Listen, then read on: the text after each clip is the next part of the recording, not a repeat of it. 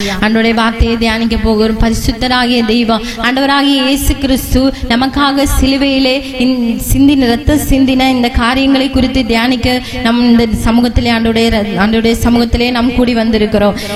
பவுல் அப்போஸ்தலன் தன்னுடைய நிருப பகுதியிலே சொல்லும்போது சொல்லுகிறார். கலாத்தியர் 6வது அதிகாரம் 14வது வசனத்தை ஒருவர் வாசித்து போலாம். கலாத்தியருக்கு எழுதின நிருபம் 6வது அதிகாரம் 14வது வசனம். கிறிஸ்துவின் சிலுவையை குறித்தே அல்லாமல் வேறொன்றையும் குறித்து மேன்மை பாராட்டாதிருப்பேனாக. ஹல்லேலூயா. பவுல் இந்த நிருபத்திலே சொல்லும்போது என்ன சொல்கிறார்னா, நான் சிலுவையை குறித்து மாத்திரம் என்ன பண்ணுகிறேன், மேன்மை பாராட்டுகிறேன். என்னுடைய வாழ்க்கையிலே தேவனை விட்டு பின்வாங்கின ஒரு மனுஷனாய் இருந்த பவுல் இயேசு கிறிஸ்துவனாலே ரட்சிக்கப்பட்ட பிறகு அவர் சொல்லுகிறார், நான் சிலுவையை குறித்து மேன்மை பாராட்டுகிறேன். ஏன் அவர் சிலுவையை குறித்து மேன்மை பாராட்டுகிற வார்த்தைகளை சொல்ல வேண்டும்? உங்களுக்காக எனக்காக இந்த உலகத்திலே வந்த அருமை ரட்சகராகிய இயேசு கிறிஸ்து ஏன் நமக்காய் வைத்திருக்கிற அந்த மேன்மையை குறித்து நாம் ஒரு சில காரியங்களை இந்த நாட்களில் தியானிப்போம். ரோமருடைய ஆட்சி காலத்திலே கொடூரமான தண்டனை கொடுக்கிறவர்களுக்காக ஒரு கொலை மரமாய் நியமிக்கப்பட்டிருந்தது இந்த சிலுவை. இந்த சிலுவையில என்னைக்கு ஆண்டவராகிய இயேசு கிறிஸ்து தம்முடைய ஜீவனை கொடுத்தாரோ அந்த நாள் முதல் சிலுவை என்பது அது ஒரு கொலை மரமாகவோ ஒரு கொடூரமாக ஒரு மனுஷனை கொலை செய்கிற ஒரு காரியமாகவோ அல்லாமல் மனுக்குலத்தின் ரட்சிப்பிற்காக செய்யப்பட்ட ஒரு தியாகத்தின் நினைவூட்டுதலாய் காணப்படுகிறது. ஹல்லேலூயா. சிலுவையிலே தேவனாகிய கர்த்தர் தனக்காய் செய்த காரியங்களை பவுல் அறிந்ததினாலே அவர் சொல்லுகிறார், நான் சிலுவையை குறித்து என்ன பண்ணுகிறேன், மேன்மை பாராட்டுகிறேன். தேவன் இந்த சிலுவையின் மூலமாய் நமக்கு என்னென்ன மேன்மை உண்டு பண்ணியிருக்கிறார், என்ன ஆசீர்வாதங்களை அதன் மூலமாய் நமக்கு தந்திருக்கிறார் என்பதை குறித்து ஒரு சில காரியங்களை மாத்திரம் நாம் இந்த நாட்களில் தியானிக்க போகிறோம். சுருக்கமாய் தேவனுடைய சமூகத்திலே நாம் சீக்கிரமா இந்த காரியங்களை குறித்து தியானிக்கலாம். முதலாவதாக தேவன் நமக்கு இந்த சிலுவையின் மூலமாய் நமக்கு தந்திருக்கிற காரியம் என்னவென்றால் ஒரு பெரிதான ரட்சிப்பை தேவன் நமக்கு தந்திருக்கிறார். ஹல்லேலூயா. எபேசியர் 2வது அதிகாரம் 8வது வசனம் எல்லாருக்கும் தெரிந்ததுதான். கிருபையினாலே விசுவாசத்தை கொண்டு ரட்சிக்கப்பட்டீர்கள். விசுவாசத்தை கொண்டு தேவனுடைய பெரிதான கிருபையினாலே தேவனுடைய ஈவினாலே நாம் என்ன பண்ணியிருக்கிறோம், இந்த பெரிதான ரட்சிப்பை நாம் பெற்றிருக்கிறோம். தேவன் தம்முடைய பெரிதான கிருபையை நம்ம மேல் வைத்ததினாலே தேவன் அந்த ரட்சிப்பை முழுமையாய் நமக்கு இயேசு கிறிஸ்துவின் இரத்தத்தின் மூலமாய் நமக்கு கொடுத்திருக்கிறார். ஹல்லேலூயா. எபேசியர் 1வது அதிகாரம் 7வது வசனத்தை வாசித்து பாருங்கள். அவருடைய கிருபையின் ஐஸ்வரியத்தின்படியே இவருடைய இரத்தத்தினாலே பாவ மன்னிப்பாகிய மீட்பு இவருக்குள் நமக்குள் உண்டாயிருக்கிறது. அல்லேலூயா. பாவ மன்னிப்பு என்கிற ஒரு மீட்பை உண்டு பண்ணும்படியாக இயேசு கிறிஸ்து இந்த உலகத்திலே கடந்து வந்தார். இயேசு கிறிஸ்துவின் இரத்தத்தினாலே தான் ஒரு மீட்பு உண்டு என்பதை பிதாவாகிய தேவன் முன்குறித்ததினாலே உங்களையும் என்னையும் மீட்கும்படியாக இயேசு கிறிஸ்து இந்த உலகத்திலே வந்ததினாலே அவருடைய இரத்தத்தினாலே பாவ அடிமைத்தனத்திலே இருந்த நம்மை மீட்டுக் கொள்ளும்படியா இயேசு கிறிஸ்துவின் இரத்தம் நமக்காய் சிந்தப்பட்டது. தேவன் தம்முடைய ஒரே பேரான குமாரனாகிய கிறிஸ்து நம்மேல் வைத்த கிருபையினாலும் அன்பினாலும் நமக்காய் அவர் தந்தருளினார். ஹல்லேலூயா. ரோமர் 10வது அதிகாரம் 9வது வசனத்திலே வேதம் சொல்லுகிறது, கிறிஸ்துவை நம்முடைய இருதயத்திலே விசுவாசித்து வாயிலே பண்ணுகிற அறிக்கையினாலே நமக்கு ரட்சிப்பு உண்டாகிறது. ஹல்லேலூயா. ரட்சிப்பு என்பதை நாம் வாயினாலே அறிக்கை செய்ய வேண்டும். இயேசு கிறிஸ்து என்னுடைய பாவத்துக்காக மரித்து எனக்காகவே அவர் ரத்தம் சிந்தினார் என்கிற ஒரு உணர்வுள்ள இருதயம் நம்மிடத்தில் இருந்து அதை அறிக்கை செய்யும் பொழுது நம்முடைய வாழ்க்கையிலே ரட்சிப்பு உண்டாகிறது. ரட்சிக்கப்பட்டவர்களாகத்தான் நாம் இன்றைக்கு இந்த இடத்திலே கடந்து வந்திருக்கிறோம். ரட்சிப்பை நாம் பெற்றுக்கொண்டதினால்தான் நாம் தேவ சமூகத்திலே அமர்ந்திருக்கிறோம். ஹல்லேலூயா. அப்போஸ்தலர் 4வது அதிகாரம் 12வது வசனத்தை வாசிப்போம். அப்போஸ்தலர் 4வது அதிகாரம் 12வது வசனம். அவராலே அன்றி வேறொருவரும் ரட்சிப்பு இல்லை.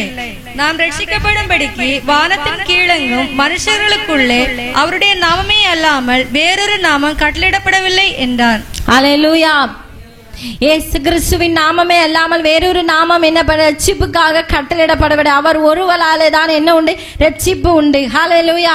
இயேசு கிறிஸ்துவின் மூலமாகத்தான் ரட்சிப்பு உண்டு என்பதை தேவன் ஆதி நாட்களிலே முன்குறித்து வைத்திருந்தார். ஆதியிலே தேவன் உண்டாக்கின மனுஷன் பாவத்தின் அடிமைத்தனத்திலே அவன் மூழ்கி போனதினாலே பல விதமான பிரமாணங்களையும் திட்டங்களையும் தேவன் கொடுத்து மனிதனை அந்த பாவத்திலிருந்து மீட்கிறதற்கு பல பலிகளை கொடுத்து பல பிரமாணங்களை கட்டளைகளையும் கொடுத்த பிற்பாடு தன்னுடைய பாவத்தின் அளவுக்கு தக்கதாக மனுஷன் நியாயப்பிரமாண காலத்திலே அநேக பலிகளை செலுத்தி தன்னுடைய பாவத்தின் அளவு எவ்வளவோ அதற்காக மிருகங்களையோ பறவைகளையோ கொண்டு வந்து பலி செலுத்தி தேவனுடைய சமூகத்திலே பாவ நிவர்த்தி செய்கிறது மோசேயின் நியாயப்பிரமாண காலத்திலே இருந்தது. தன்னுடைய பாவத்தை நிவர்த்தி செய்துவிட்டு மீண்டும் மனிதன் அதே பாவத்தின் அடிமைத்தனத்திலே அவன் வாழ்ந்து கொண்டிருந்தான். தேவனுடைய ஆவி எப்பொழுதும் மனுஷனோடு போராடி கொண்டிராதபடிக்கு என்னால் மனுஷன் பாவத்தின் அடிமைத்தனத்திலே இருந்து ஆதி மனிதனாய ஆதாம் இழந்து போன அந்த மகிமையை என்றைக்கு தம்முடைய ஜனங்களுக்கு கொடுக்க வேண்டும் என்று தேவன் ஒவ்வொரு நாளும் எதிர்பார்த்து கொண்டிருந்தார். ஹல்லேலூயா. நாம் இருளின் அடிமைத்தனத்திலே இருந்து மீட்கப்பட வேண்டும் என்பது தேவனுடைய விருப்பம். ஹல்லேலூயா. ஆதி மனிதர்கள் எப்படி பாவத்தின் அடிமைத்தனத்திலே வீழ்ந்து போனார்கள், அவர்களை மீட்கிறதற்காக ஒரு இரத்தம் சிந்தப்பட வேண்டும் என்று தேவன் முன்குறித்ததினாலே தம்முடைய ஜனங்களை ஆதாம் இழந்து போன அந்த மகிமைக்குள்ளே மீண்டும் தம்முடைய ஜனங்களை கொண்டு வர வேண்டும் என்பதற்காக தேவன் தம்முடைய ஒரே பேரான குமாரனாகிய கிறிஸ்துவை இந்த உலகத்துக்கு அனுப்பினார். ஹல்லேலூயா. உங்களுக்காக எனக்காக இயேசு கிறிஸ்து இந்த உலகத்தில் வந்தார். காரணம் கொலோசியர் 1வது அதிகாரம் 12-14 வசனத்தை நீங்கள் வாசித்து பார்க்கும் பொழுது உள்ள இருளின் அடிமைத்தனத்திலே அடிமைப்பட்டு கிடந்த உங்களையும் என்னையும் விடுவிக்கும்படியாகத்தான் ஆண்டவராகிய இயேசு கிறிஸ்து இந்த உலகத்திலே வந்தார். இந்த பிரபஞ்சத்துக்குள்ளே நாம் அடிமைப்பட்டவர்களாய் இருக்க கூடாது என்பதை தேவன் விரும்பினதினாலே அந்த மகிமைகளே தள்ளப்பட்ட அந்த மனுஷனுடைய மகிமையை மீண்டும் கிறிஸ்துவினாலே நாம் பெற வேண்டும் என்பது தேவனுடைய விருப்பம். ஹல்லேலூயா. இந்த மீட்பை தேவன் நமக்கு பரலோகத்திலிருந்து தம்முடைய சொந்த குமாரனை அனுப்பி வைத்து இந்த மீட்பை நமக்கு உண்டு பண்ணி இருக்கிறார். ஹல்லேலூயா. இந்த பெரிதான ரட்சிப்பை பெற்றுக்கொண்ட நாம் கிறிஸ்துவுக்குள்ளா எப்படி இருக்கிறோம்? ஒரு மனுஷன் ரட்சிக்கப்படும் போது அவனுக்கு ரட்சிப்பின் வஸ்திரம் என்று ஒன்று ஆண்டவர் கொடுக்கிறார். இன்றைக்கும் அந்த ரட்சிப்பின் வஸ்திரம் வாழ்க்கையிலே காக்கப்பட்டு கொண்டிருக்கிறதா? ஹல்லேலூயா. ஒரு ஊமையை இயேசு கிறிஸ்து சொல்லும்போது சொன்னார், ஒரு ராஜா அதனுடைய குமாரனுக்கு ஒரு திருமண ஏற்பாடை செய்திருந்தார். அந்த திருமண ஏற்பாடிலே அந்த காரியம் எல்லாரும் தெரிந்ததா? மத்தேயு 22வது அதிகாரத்தில் எழுதப்பட்டிருக்கிறது. ஒரு மனுஷனே அந்த ராஜா பார்க்கிறார். அவன் வஸ்திரம் தெரியாதவனாய் அந்த திருமண விருந்திலே வந்திருக்கிறான். அந்த மனுஷனை பார்த்து ராஜா கேட்கிறார், சகோதரா, நீ கல்யாண வஸ்திரம் இல்லாமல் நீங்க எப்படி வந்தா என்று கேட்டதற்கு அந்த மனுஷன் அமைதியாயிருந்தா. அந்த எஜமான் அந்த மனுஷனை என்ன செய்தானா, புறம்பான இருளிலே அவனை தள்ளி போட்டான் என்று வேதம் சொல்லியிருக்கிறது. ரட்சிக்கப்பட்ட நம்முடைய வாழ்க்கையிலே தேவன் கொடுக்கிற வஸ்திரம் நாம் இழந்து போகாதவர்களாய் காணப்படும். ஹல்லேலூயா. ரட்சிக்கப்பட்ட வாழ்க்கையிலே தேவன் நமக்கு கொடுத்திருக்கிற அந்த ரட்சிப்பின் வஸ்திரம் கரைபடாததாய் குற்றமற்றதாய் ஒவ்வொரு நாளும் நாம் காத்து நடக்க வேண்டும். ரட்சிப்பின் வஸ்திரத்தை இழந்து போய் தேவ மகிமையை இழந்தவர்கள் இன்றைக்கு ஏராளம். தேவனுடைய மகிமையை ஆதாம் இழந்தது போல திரும்ப ரட்சிப்புக்குள்ளே வந்த நாம் அந்த மகிமையை இழந்து போனால் திரும்ப பெற்றுக்கொள்வது கடினம். ஹல்லேலூயா. எப்படி அந்த மனுஷனை அந்த ரட்சிப்பின் வஸ்திரத்தை அவன் இழந்து போனான? நீங்க நல்ல வேதத்தை வாசிக்கும் போது தெரியும். ஒரு பிசாசு லேகியோன் பிசாசு பிடித்திருந்த மனுஷனுக்கு அவன் அந்த பிசாசிலிருந்து விடுதலையான பிறகு அவனுக்கு முதலாவது கொடுக்கப்பட்டது என்ன? வஸ்திரம் தரித்தவனாய் அவன் இருந்தான் என்று வேதத்தில் சொல்லப்பட்டிருக்கிறது. வஸ்திரம் தரித்தவர் ரட்சிக்கப்படுகிறவர்களுக்கு என்று ஒரு வஸ்திரத்தை தேவன் வைத்திருக்கிறார். ஹல்லேலூயா. அந்த வஸ்திரத்தை என்றைக்கும் நாம் காத்து கொள்ளுகிறவர்களாகவே என்ன பண்ணணும்? காணப்படணும். ஹல்லேலூயா. அந்த பழைய ஏற்பாட்டு காலத்திலே சிந்தப்பட்ட அந்த இரத்தத்தினால மீட்பு இல்லாததினாலதான் உங்களுக்காக எனக்காக இயேசு கிறிஸ்து இந்த தன்னுடைய சொந்த இரத்தத்தை சிந்துவதற்காக இறங்கி வந்த ஒரு கிருபாதார பலியாயிருந்தார். ஹல்லேலூயா. ஹல்லேலூயா. அவர் நமக்காய் இந்த உலகத்திலே வந்த ஒரு பெரிய கிருபாதார பலி. பழைய ஏற்பாடு நியாயப்பிரமாண காலத்திலே இந்த ஆசாரியர்கள் வருஷத்துல ஒரு தடவை மாத்திரம் ஆசரிப்பு கூடாரத்திலே பிரவேசிப்பார்கள். ஆசரிப்பு கூடாரத்திலே பிரவேசிக்கிற அந்த ஆராதனையை அந்த ஆசாரியன் மாத்திரம் செய்ய முடியும். இஸ்ரவேல் ஜனங்கள் அந்த பாளையந்தன பிரகாரத்திலே கூட பிரவேசிக்க கூடாதவர்களாய் வாசல்லே நின்று தேவனை ஆராதித்து கொண்டிருந்தார்கள். ஹல்லேலூயா. அந்த ஒரு பாக்கியத்துக்குள்ள கடந்து போக முடியாதவர்களாய் காணப்பட்ட ஜனங்களுக்காக ஒரே தரம் தேவனுடைய ராஜ்யத்திலே இருந்து நமக்காய் அவர் இந்த பூமியிலே வெளிப்பட்டார். ஹல்லேலூயா, ஹல்லேலூயா.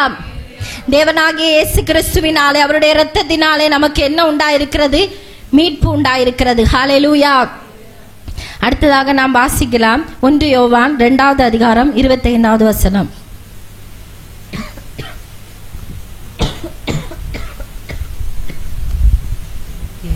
நித்திய ஜீவனை அளிப்பேன் என்பதே அவர் நமக்கு செய்த வாக்குத்தத்தம். ஹல்லேலூயா.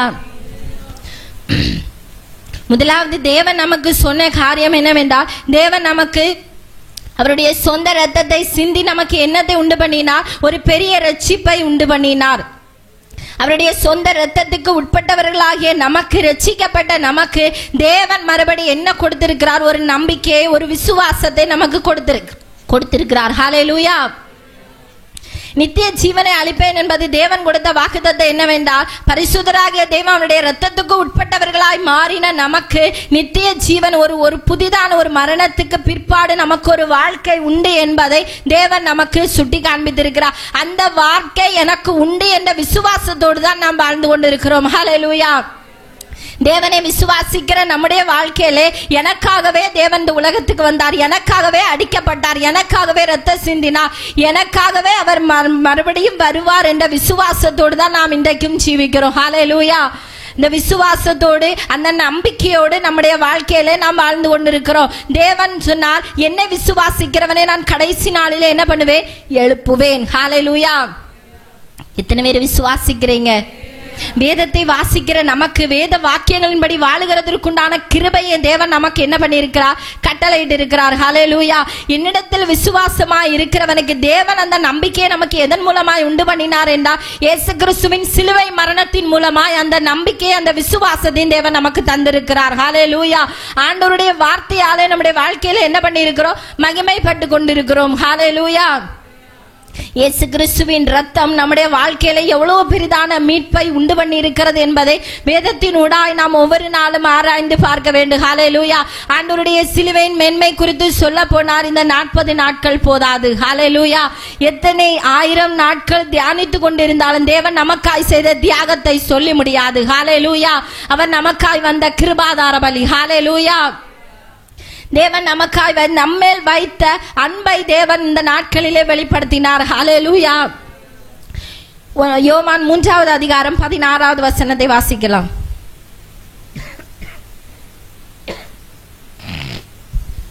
தேவன் தம்முடைய ஒரே பேரான குமாரனை விசுவாசிக்கிறவன் எவனோ அவன் கெட்டு போகாமல் நித்திய ஜீவனை அடையும்படிக்கு அவரை தந்தருளி இவ்வளவாய் உலகத்தில் அன்பு கூர்ந்தார். ஹல்லேலூயா. ஹல்லேலூயா. தேவன் தம்முடைய ஒரே பேரான குமாரனை யாருக்காக அனுப்பினார்? உங்களுக்காக, எனக்காக அனுப்பினார். ஹல்லேலூயா. தன்னுடைய சொந்த குமாரன் என்றும் பாராமல் தேவன், பிதாவாகிய தேவன் நம்மேல் வைத்த அன்பினாலே, நமக்கு இந்த அன்பை நம்மேல் வைத்ததினாலே தம்முடைய குமாரனை என்ன பண்ணி இருக்கிறார்? அனுப்பி இருக்கிறார். ஹல்லேலூயா. முதலாவது தேவன் நமக்கு என்ன செய்தார்? சிலுவையின் மூலமாய் ஒரு பெரிதான ரட்சிப்பை நமக்கு என்ன பண்ணியிருக்கிறார்? கட்டளையிட்டு இருக்கிறார். இரண்டாவதாக தேவனுடைய இரத்தத்தினூடாய் நமக்கு ஒரு விசுவாசத்தின் நம்பிக்கையும் தேவன் உண்டு பண்ணியிருக்கிறார். மூன்றாவதாக தேவன் நமக்கு அருளின காரியம் என்னவென்றால், தேவனுடைய அன்பு, அந்த பெரிதான அன்பை நமக்கு என்ன பண்ணியிருக்கிறார்? வெளிப்படுத்தி இருக்கிறார். ஹல்லேலூயா. ஆண்டவருடைய அன்பு எவ்வளவா இருந்தது என்று பாருங்கள். தேவன் நம்மேல் வைத்த அன்பு, நாம் பாவிகளாய், தேவனுடைய மகிமை இழந்தவர்களாய், தூரமானவர்களாய், எந்த காரியத்தினாலும் தேவ சமூகத்திலே உட்பிரவேசிக்க தகுதியற்றவர்களாய் இருந்த நம்மையும் தேவனாகிய பிதாவாகிய தெய்வம் தம்முடைய குமாரன் என்று பாராமல் நம்மேல் வைத்த அன்பினாலே நமக்காய் அவரை தந்தருளினார். அவருடைய அன்பு எவ்வளவு வெளியேற பெற்றது. இந்த உலகத்திலே மாய்மாலமான அன்புகள், ஒரு உண்மை இல்லாத அன்புகள் உள்ள உலகத்திலே நாம் வாழ்ந்து கொண்டிருக்கிறோம். உண்மையான அன்பு இயேசு கிறிஸ்துவின் அன்பு. தேவன் நம்மேல் வைத்த அன்பு நிமித்தமா தம்முடைய குமாரனை நமக்காய் தந்து அவருடைய இரத்தத்துக்கு உட்பட்டவர்களா, அந்த இரத்த சம்பந்தத்துக்கு உட்பட்டவர்களா நாம் மாற வேண்டும் என்று தேவன் விரும்பி இருக்கிறார். ஹல்லேலூயா. யோவான் 15வது அதிகாரம் 13வது வசனத்தை வாசிக்கும். ஒருவன் தன் சிநேகிதருக்காக தன் ஜீவனை கொடுக்கிற அன்பிலும் அதிகமான அன்பு ஒருவரிடத்திலும் இல்லை. ஹல்லேலூயா. இந்த உலகத்தில் அநேக அன்புகள் உண்டு. நான் உனக்கு அதை செய்வேன், நான் உனக்கு இதை செய்வேன் அப்படின்னு சொல்லுகிற அநேக அன்பு போலியான உறவுகள் இந்த உலகத்திலே இருக்கலாம். தேவன் நம்மேல் வைத்த அன்பு தான் நேசிக்கிறவர்களுக்காக தம்முடைய ஜீவனை கொடுத்த ஆண்டவராகிய இயேசு கிறிஸ்துவின் அன்பு விலையேற பெற்றது. ஹல்லேலூயா. இயேசு கிறிஸ்து இந்த பூமியில இருக்கும் பொழுது பிதாவாகிய தேவனை நோக்கி ஒரு ஜெபத்தை செய்கிறார். பிதாவே, நீர் எனக்கு தந்த மகிமையை எனக்கு தந்தவர்கள் பார்க்கும்படியாய் நான் எங்கே இருக்கிறேனோ அங்கே அவர்களும் இருக்கும்படிக்கு நான் வேண்டிக் கொள்கிறேன் என்று யோவான் 17வது அதிகாரத்திலே நீங்கள் வாசித்து பார்க்கும் பொழுது அதிலே பார்க்க முடியும்.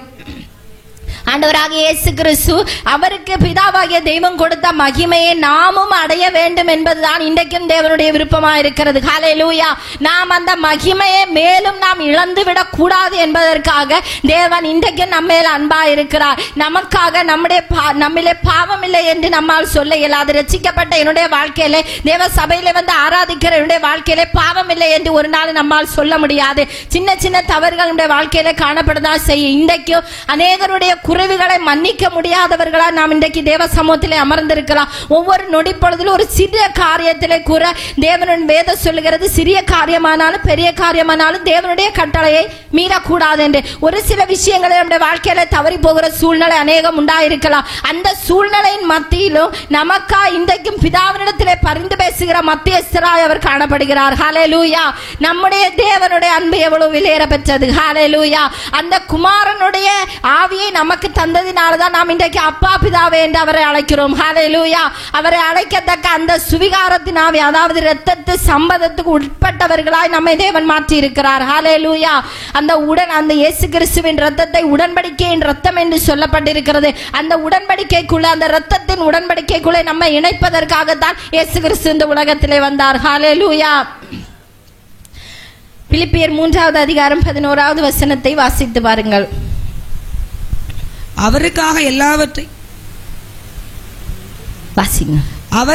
எல்லாவற்றையும் நஷ்டமென்று விட்டேன், குப்பையுமாக எண்ணுகிறேன். ஹல்லேலூயா. பவுல் இந்த வார்த்தையை சொல்ல காரணம் என்ன தெரியுமா? பவுல் எப்படிப்பட்ட மனுஷனாயிருந்தா? பவுல் தேவனுடைய அன்பை அறியாதவராய் சபைகளை பாழாக்கி சபைகளை துன்பப்படுத்தின ஒரு மனுஷன், கொடூரமான ஒரு மனுஷன். பவுலை பார்த்தாலே எல்லாரும் பயப்படுவார்கள். ஒரு மனுஷன் அநியாயமாய் கொல்லப்படுகிறதற்கு காரணமாய் இருந்த ஒரு மனுஷன் தான் பவுல்.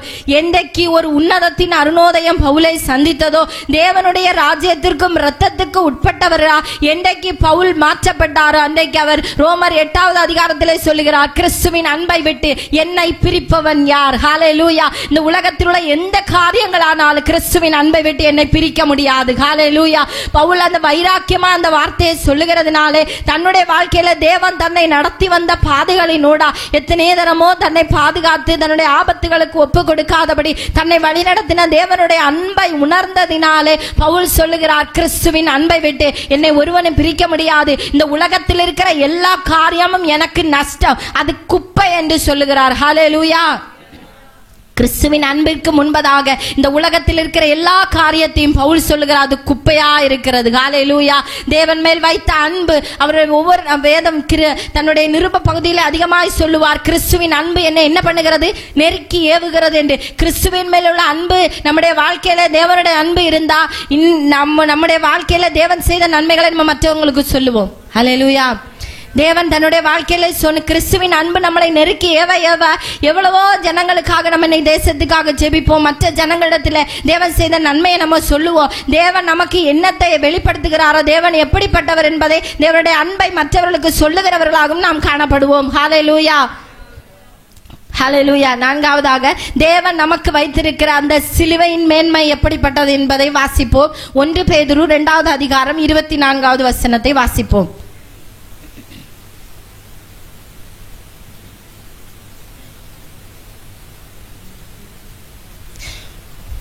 1 பேதுரு 2வது அதிகாரம் 24வது வசனம். நாம் பாவங்களுக்கு செத்து நீதிக்கு பிழைத்திருக்கும்படி அவர் தாமே தமது சரீரத்திலே நம்முடைய பாவங்களை சிலுவையின் மேல் சுமந்தார், அவருடைய தழும்புகளால் குணமானீர்கள். அல்லேலூயா. தேவனுடைய சிலுவை மரணத்தினாலே நமக்கு கிடைத்த மகா பெரிய மேன்மை என்னவென்றால் ஒரு தெய்வீக விடுதலையும் பாதுகாப்பும். ஹல்லேலூயா. தேவனுடைய சிலுவையினாலே இரத்தத்தை சிந்தின இயேசு கிறிஸ்துவின் இரத்தத்தினாலே நமக்கு கிடைத்த ஒரு மகா பெரிய மேன்மை என்னவென்றால் தேவனுடைய தழும்புகளாலே அவருடைய சரீரத்தின் காயத்தினாலே நாம் என்னத்தை பெற்றுக்கொண்டோம்? ஒரு சுகத்தை பெற்றுக்கொண்டோம், ஒரு பெரிதான பாதுகாப்பை நாம் பெற்றுக்கொண்டோம். இயேசுவின் இரத்தத்துக்குள்ளாக இருக்கிற நமக்கு ஒரு விலையேற பெற்ற பாதுகாப்பு உண்டு. ஹல்லேலூயா. ஏசாயா 53வது அதிகாரம் 5வது வசனம் சொல்லுகிறது, நம்முடைய மீறுதலின் நிமித்தம் அவர் காயப்பட்டு நொறுக்கப்பட்டு அக்கிரமத்துக்காக நம்மேல் வைத்த அன்பின் நிமித்தமாய் அவர் தம்முடைய சரீரத்தை அந்த சிலுவை மரணத்திற்கு ஒப்பு கொடுத்ததினாலே அவருடைய தழும்புகளாலே நாம் சுகத்தை பெற்றிருக்கிறோம். ஹல்லேலூயா. ஒரு தெய்வீக பாதுகாப்பு தேவன் நமக்கு தந்திருக்கிறார். இந்த உலகத்திலே பிசாசானவன் ஆதி மனுஷனை வஞ்சித்தது போலவே இன்றைக்கும் உங்களையும் என்னை வஞ்சிக்கிறதற்காக சத்ருவானவன் இன்றைக்கும் திட்டமிட்டு கொண்டுதான் இருக்கிறார். இயேசுவின் இரத்தத்துக்குள்ளாய் உடன்படிக்கையின் இரத்தத்துக்குள்ளாய் பாதுகாக்கப்பட்ட நமக்கு கிறிஸ்துவின் நிமித்தம் ஒரு பாதுகாப்பு உண்டாயிருக்கிறது. ஹல்லேலூயா. அவர் நம்ம எப்படி சாத்தான் அன்றைக்கு ஆதி மனுஷனை வஞ்சித்தானோ அதே போல பல விதமான அன்றைக்கு வஞ்சிக்கப்பட்ட மனிதனை நினைச்சு சாத்தான் சந்தோஷப்பட்டிருப்பான். தேவனுடைய அன்பில் இருந்து நான் அவனை பிரிச்சுட்டேன், அந்த மகிமையிலிருந்து நான் அவனை பிரிச்சுட்டேன், இனி ஏன் திட்டத்தின்படி அவனை கொண்டு வந்துடலாம் அப்படிங்கிற ஒரு எண்ணம் யாருக்கு இருந்தது? சத்ருவுக்கு இருந்தது. இன்றைக்கும் நம்மை தேவனுடைய மகிமை இழந்தவர்களாய் வஸ்திரம் முறிக்கப்பட்டவர்களாய் நாம் குற்றுயிராக்கப்பட வேண்டும் என்பது அவனுடைய திட்டமாக இருக்கிறது. அந்த திட்டத்தை முறியடிக்கும்படியாகத்தான் வேதம் சொல்லுகிறது, அந்த அடிமைத்தனத்தின் நுகத்திலிருந்து இயேசு கிறிஸ்துவின் இரத்தத்தினாலே நமக்கு ஒரு மீட்பை உண்டு பண்ணி நமக்காய் சிலுவையிலே சிந்தின ஆண்டவராக இயேசு கிறிஸ்துவின் இரத்தம் நமக்கு ஒரு பெரிய பாதுகாப்பை உண்டு பண்ணி இருக்கிறது. ஹல்லேலூயா. கொலோசியர் 2வது அதிகாரம் 13வது வசனத்திலிருந்து 15வது வசனத்து வரை நீங்கள் வாசித்து பார்க்கும் பொழுது அவன் சத்ருவானவன் நமக்கு விரோதமாய் எழுதி வைத்த எல்லா எழுத்துக்களையும் சிலுவையிலே ஆணி அடித்து அவர் குலைத்து போட்டார். ஹல்லேலூயா. அவருடைய திட்டங்கள் ஒன்றும் நம்முடைய வாழ்க்கையிலே வாய்க்காதபடிக்கு தேவன் எல்லாவற்றையும் முழுவதுமாய் முறியடித்து சிலுவையிலே வெற்றி சிறந்தார். ஹல்லேலூயா. அவர் நமக்காய் சத்ருவோடு வேதம் சொல்லுகிறது, தீங்கின் காலத்திலும் நெருக்கத்தின் காலத்திலும் உனக்காக நான் சத்ருவுக்கு எதிர்படுவேன். சத்ருவுக்கு நமக்கு விரோதமாய் எழும்பின சத்ருவுக்கு எதிரே நாம் எதிரடையாய் நிற்காதபடி அவர் நமக்காய் எதிர்பட்டு நம்முடைய வேண்டுதல்களை எல்லாம் அவர் தன்னுடைய கோரிக்கையாய் ஏற்றுக்கொண்டு சிலுவையிலே வெற்றி சிறந்து சாத்தானின் தலையை நசுக்கினார். ஹல்லேலூயா. அவன் எழுதி வைத்த நமக்கு விரோதமா, நம்முடைய குடும்பங்களுக்கு விரோதமா, ஊழியங்களுக்கு விரோதமா, நம்முடைய ஆசீர்வாதங்களுக்கு விரோதமா அவன் எழுதி வைத்த எல்லா எழுத்துக்களையும் சிலுவையிலே தேவன் வெற்றி சிறந்தார். ஹல்லேலூயா. விசுவாசிக்கிறவங்க உற்சாகமா ஹல்லேலூயா சொல்லுங்க. ஹல்லேலூயா. சிலுவையிலே தேவன் வெற்றி சிறந்தார். ஹல்லேலூயா. நாம் இந்த மீட்பை எதன் மூலமாய் பெற்றுக் கொண்டிருக்கிறோம்? இயேசு கிறிஸ்துவின் சிலுவை மரணத்தினால். ஹல்லேலூயா. கடைசியாக நாம் தியானிக்கலாம் யோவான் 17வது அதிகாரம் 24வது வசனம். யோவான் 17வது அதிகாரம் 24வது. பிதாவே, உலக தோற்றத்திற்கு முன் நீர் என்னில் அன்பாய் இருந்தபடியினால் நீர் எனக்கு தந்த என்னுடைய மகிமையை நீர் எனக்கு தந்தவர்கள் காணும்படியாக நான் எங்கே இருக்கிறேனோ அங்கே அவர்களும் என்னுடனே கூட இருக்க விரும்புகிறேன். ஹல்லேலூயா. இயேசு கிறிஸ்து செய்த ஜெபம் நாம் மகிமையை காண வேண்டும் என்பதுதான் அவருடைய விருப்பம். ஹல்லேலூயா. எந்த மகிமையை ஆதியில் இருந்த மனுஷன் இழந்து போனானோ அந்த ஆதியில் மனுஷன் இழந்து போன அதே மேன்மையை மகிமையை நாம் பெற்றுக்கொள்ள வேண்டும் என்பது தேவனுடைய விருப்பம். ஹல்லேலூயா. ஹல்லேலூயா. ஆபேலின் ரத்தம் பேசினதை பார்க்கிலும் அதிக நன்மையானதை பேசுகிறது தான் இயேசு கிறிஸ்துவின் ரத்தம். ஹல்லேலூயா. நமக்காய் ஒரு ராஜ்யத்தை உண்டு பண்ணி இயேசு கிறிஸ்து சொன்னார், நான் போய் உங்களுக்காக ஒரு ஸ்தலத்தை ஆயத்தம் பண்ண போகிறேன் என்று. நமக்காக இயேசு கிறிஸ்து ஒரு ஸ்தலத்தை ஆயத்தம் பண்ண போயிருக்கிறார். காரணம் உங்களையும் என்னையும் மறுபடியும் கூட்டி சேர்க்க அவர் இந்த பூமிக்கு வருவார். ஹல்லேலூயா. பாவிகளை ரட்சிக்க கிறிஸ்து இயேசு உலகத்திலே வந்தார் என்று வேதத்திலே வாசிக்கிற நமக்கு அவராலே மீட்பு இல்லை, அவராலே ரட்சிப்பு இல்லை, அவருடைய இரத்தத்தினாலே நமக்கு வாழ்வு இல்லை என்று நான் நம்பிக்கை கொண்டிருக்கிறோம். எந்த நம்பிக்கையிலே நாம் இந்த உலகத்திலே வாழ்ந்து கொண்டிருக்கிறோம்? என்னை சேர்க்கும்படியா இயேசு கிறிஸ்துவின் இரத்தத்துக்கு உட்பட்டவர்களாக நம்மை தேவன் மனவாட்டியாய் வைத்திருக்கிறார். என்னை சேர்க்கும்படியாக அவர் மீண்டும் மத்திய ஆகாயத்திலே வருவார் என்ற விசுவாசத்தோடு நாம் வாழ்ந்து கொண்டிருக்கிறோம். ஹல்லேலூயா. வேதம் சொல்லுகிறது 1 கொரிந்தியர் 15வது அதிகாரம் 50வது வசனத்திலிருந்து 57வது வசனம் வரையிலும் 1 தெசலோனிக்கேயர் 4வது அதிகாரம் 15லிருந்து 17 வசனம் வரையில் இந்த வேத வாக்கியங்களை நீங்கள் வாசித்து பார்க்கும் பொழுது மத்திய ஆகாயத்திலே மணவாளனாய் இயேசு கிறிஸ்து வரும் பொழுது அந்த கடைசி எக்காலம் துணிக்கும் பொழுது நாம் அவருடைய ராஜ்யத்திலே இருக்க வேண்டும் என்பது தேவனுடைய விருப்பம். ஹல்லேலூயா. நம்மை சேர்க்கும் சேர்க்கும்படியாகத்தான் அவர் இன்றைக்கும் நம்முடைய மகிமையை விட்டு இன்றைக்கு அன்றைக்கு இறங்கி வந்த தேவனாகிய கர்த்தர் இன்றைக்கு நம்மை சேர்க்கும்படியாகத்தான் அவர் காத்து கொண்டிருக்கிறார். ஹல்லேலூயா. ஏன் ஆண்டவர் இதுவரையிலும் வேதம் சொல்லுகிறது தாமதமா இருக்கிறார் என்று எல்லாரும் நினைப்பாங்க. ஆதியிலிருந்து இயேசு வருகிறார் இயேசு வருகிறார் தானே சொல்லிட்டு இருக்காங்க. இன்னும் அவரை காணலையே நினைச்சிட்டு இருக்காங்க. வேதம் சொல்லுகிறது எத்தனையோ மனிதர்கள் யோவான் எழுதின சுவிசேஷத்தில் யோவான் சொல்லுவார், பிதா ஒருவனை இழுத்து கொண்டு வராவிட்டா ஒருவன் என்னிடத்திலே வர முடியாது என்று. இன்னைக்கும் தேவ சமூகத்திலே கூட்டி சேர்க்க முடியாத ஜனங்கள் தூரமானவர்களாய் இருக்கிறார்கள். எல்லாரும் ராஜ்யத்திற்கு உடன்பட்டவர்களாய் மாற வேண்டும். எல்லா சுவிசேஷத்தின் வசனமானது எல்லா ஜனங்களுக்கும் பிரசங்கிக்கப்பட வேண்டும் என்று அவர் நீடிய பொறுமை உள்ளவராய் இருக்கிறார். ஹல்லேலூயா. நம்மை மீண்டும் சேர்க்கும்படியாக அவர் மத்தியவானிலே வரப்போகிறார். ஹல்லேலூயா. அன்றைக்கு இயேசு கிறிஸ்து சிலுவையிலே மரித்து உயிரோடு எழுந்து நம்முடைய சீசர்களை கொண்டு பரமேறி போகும்போது சொன்னார், எல்லாரும் அண்ணாந்து பார்த்து கொண்டிருக்கிறார்கள். 2 தூதர்கள் சொல்லி சொன்னார்கள், நீங்கள் ஏன் வானத்தை அண்ணாந்து பார்த்து கொண்டிருக்கிறீர்கள்? கலிலேயராகிய மனுஷரே, நீங்கள் ஏன் வானத்தை அண்ணாந்து பார்த்து கொண்டிருக்கிறீர்கள்? இந்த இயேசுவானவர் உங்கள் கண்களுக்கு முன்பாக எப்படி எழுந்தருளி போனாரோ அப்படியே அவர் மறுபடியும் வருவார். ஹல்லேலூயா. நம்மை சேர்த்துக் கொள்ளும்படியாக மறுபடியும் மத்திய ஆகாயத்திலே தேவன் வெளிப்பட போகிறார். ஹல்லேலூயா. இந்த ரட்சிப்பின் உடன்படிக்கைக்குள்ளே இந்த சத்தத்தை சமீபத்திலும் தூரத்திலும் இருந்து கேட்டுக்கொண்டிருக்கிற தேவனுடைய பிள்ளையே, இந்த ரட்சிப்பின் உடன்படிக்கைக்குள்ளே இந்த மகிமைக்குள்ளே நீ இன்னும் கூட்டி சேர்க்கப்பட்டிருக்கிறாயா? மகிமையின் வஸ்திரம் ரட்சிப்பின் வஸ்திரத்தை இழந்து போயிருக்கிறீர்களா? இந்த வஸ்திரம் உங்களுடைய வாழ்க்கையில இழந்து போக கூடாது. தேவன் சிலுவையிலே நமக்காய் செய்த காரியங்கள் ஏராளம். ஒரு சில காரியத்தை மாத்திரம்தான் நாம் தியானித்து இருக்கிறோம். தேவன் நமக்காய் வைத்த மேன்மை பெரியது. நம்மை சேர்த்துக் கொள்ளும்படியாக அவர் மீண்டுமாய் வரப்போகிறார். அந்த மகிமை நாம் இழந்து போக கூடாது. ஹல்லேலூயா. எத்தனையோ பேரை நாம் இந்த நாட்களில் இழந்து போயிருக்கலாம். அந்த இழப்பு நம்முடைய வாழ்க்கையில வேதனை உண்டு பண்ணுகிறதா இருக்கக்கூடாது. யாரை நாம் இழந்து போனோமோ அவர்களை மீண்டும் நாம் தரிசிக்கும் காலம் வருகிறது. ஹல்லேலூயா. வேதம் சொல்லுகிறது, ஏசாயா 35வது அதிகாரம் 8வது வசனத்திலிருந்து 10வது வசனத்து வரை கொஞ்சம் வேகமாய் வாசியுங்கள்.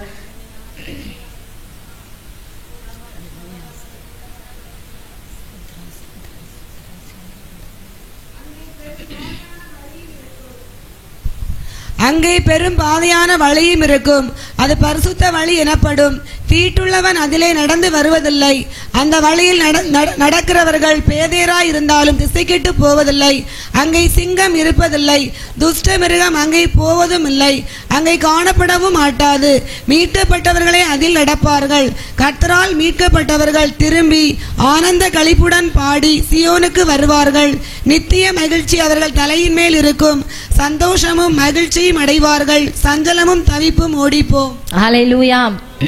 இந்த உடன்படிக்கையின் இரத்தத்துக்குள்ளே பிரவேசித்த நமக்கு மறுமையிலே ஒரு வாழ்வு உண்டு என்று விசுவாசித்திருக்கிற நமக்கு வேதம் சொல்லுகிறது, தீட்டுப்பட்டவன் அதிலே நடப்பதில்லை. ஹல்லேலூயா. இயேசுவின் இரத்தத்தினாலே பாவம் மன்னிப்பாகிய மீட்பை பெற்றுக்கொண்ட மீட்கப்பட்டவர்களே அந்த வழியிலே நடப்பார்கள். ஹல்லேலூயா. ஆனந்த களிப்புடன் பாடி நாம் சியோனுக்கு வருகிற நாட்கள் நெருங்கிறது. ஹல்லேலூயா. ஹல்லேலூயா. வெளிப்படுத்தல் 20வது அதிகாரம் 6வது வசனம் சொல்லுகிறது, 1000 வருடம் நாம் தேவனோடு கூட அரசாட்சி செய்ய போகிற காலங்கள் வருகிறது. ஹல்லேலூயா. இந்த ரட்சிப்புக்குள்ளா, இந்த மீட்பிற்குள்ளா, இயேசுவின் இரத்தத்துக்குள்ளே சேர்க்கப்பட்டவர்களாய் இருக்கிற நாம், மனவாட்டியாய் கூட்டி சேர்க்கப்பட்ட நமக்கா தேவன் ஒரு மகிமையின் ஆசீர்வாதத்தை வைத்திருக்கிறார். நாம் அந்த மகிமையை பெற்றுக்கொள்ள வேண்டும் என்பது தேவனுடைய விருப்பமா இருக்கிறது. இந்த உலகத்தின் காரியங்கள் உங்களை கிறிஸ்துவின் அன்பை விட்டு பிரித்து விடாதபடிக்கு, கிறிஸ்துவை விட்டு உங்களை தூரப்படுத்தாதபடிக்கு, மகிமையை நீங்கள் இழந்து போகாதபடிக்கு உங்களை காத்துக்கொள்ளும்படிக்கா தேவ சமூகத்திலே நாம் ஒப்பு கொடுப்போம். ஹல்லேலூயா. தேவ சமூகத்திலே ஆண்டவராகிய தெய்வம் நமக்காய் சொன்ன அநேக காரியங்களை நாம் தியானித்தோம். தேவ சமூகத்திலே எந்த காரியங்களை குறித்து நீங்கள் யோசித்துக் கொண்டிருந்தால், எந்த காரியங்களை குறித்து தியானித்துக் கொண்டிருந்தாலும் ஆண்டவராகிய தேவன் நமக்கு சொல்லி இருக்கிற காரியத்தை விசுவாசித்தவர்களா கடைசி மட்டும் நம்முடைய பாதையிலே நடக்கிறவர்களா இருக்கணும். ஹல்லேலூயா. மீட்கப்பட்டவர்கள் அதிலே நடப்பார்கள் என்ற வார்த்தையை நாம் மறந்து போக கூடாது. என்னுடைய பரிசுத்த ஸ்தலம் எங்கும் தீங்கு செய்வார் இல்லை என்று ஆண்டவர் சொல்லியிருக்கிறார். இந்த உலகத்தில் இருக்கிற பாடுகள், இந்த உலகத்தில் இருக்கிற கண்ணீர்கள், வேதனைகள், கஷ்டங்கள் ஒன்று நம்முடைய வாழ்க்கையில நிரந்தரம் இல்லை. இந்த பாடுகள் இனிவரும் மகிமைக்கு ஒப்பிடத்தக்கவை அல்ல என்று வேதம் சொல்லுகிறது. இந்த உலகத்திலே நீங்கள் அனுபவிக்கிற கஷ்டங்கள், என் வாழ்க்கையில கஷ்டங்கள் தான் கடைசி வரையிலுமா, கண்ணீர் தான் கடைசி வரையிலுமா, இழப்பு தான் எனக்கு கடைசி வரையிலுமா என்று நினைத்து கொண்டிருக்கலாம். என் வாழ்க்கை இப்படித்தான் இருக்குமா, எனக்கு ஒரு உயர்வு வராதா, எனக்கு ஒரு மாற்றம் வராதா, என் வாழ்க்கையில ஒரு ஆசீர்வாதம் கடந்து வராதா என்று பல யோசனைகள் வாழ்க்கையில இருக்கலாம். இயேசு கிறிஸ்துவின் இரத்தத்துக்குள்ள உட்பட்ட உங்களுடைய வாழ்க்கையில தேவன் ஒரு மகிமை உங்களுக்கு வைத்திருக்கிறார். ஹல்லேலூயா. மீட்கப்பட்டவர்களாய் உங்களை சியோனிலே சந்தோஷமா தேவன் வைக்கிற காலங்கள் வருகிறது. ஹல்லேலூயா. தேவனோடு கூட அரசாட்சி ஆட்சி செய்கிறவர்களா ஒரு உயர்ந்த உன்னத மகிமையை நாம் அடைய போகிறோம். ஹல்லேலூயா.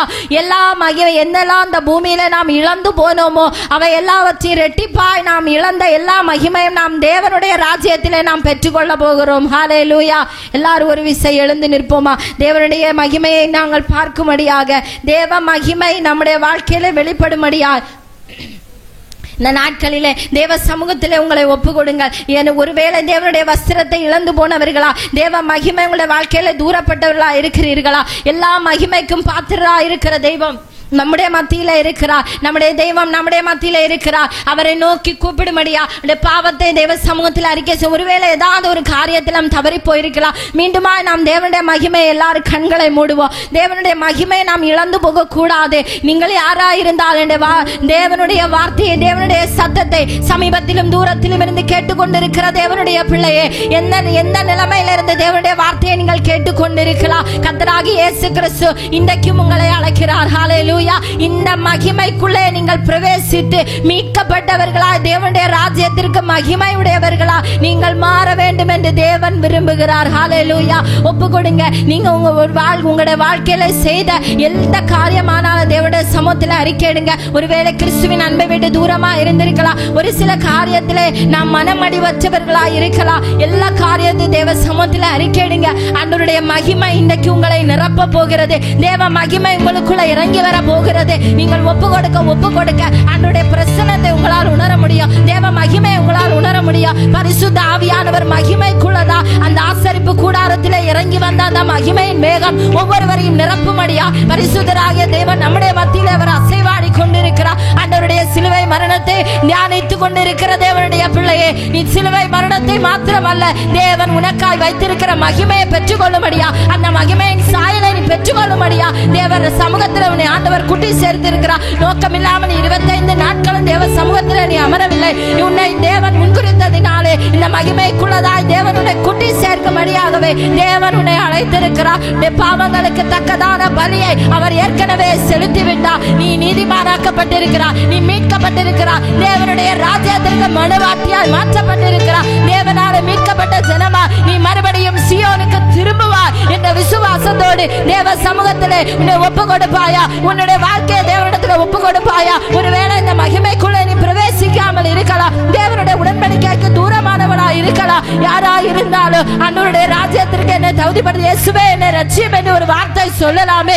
தேவனுடைய சமூகத்தில் ஆண்டவரே என்னை நீ ரட்சிப்பே, உண்மை நான் சொந்த ரட்சகரா, என்னுடைய மீட்பராய் நான் ஏற்றுக்கொள்கிறேன் என்று ஒரு வார்த்தை சொல்லலாமே. வாய்களை திறந்து சத்தமாய் தேவனுடைய சமூகத்திலே உங்களை ஒப்பு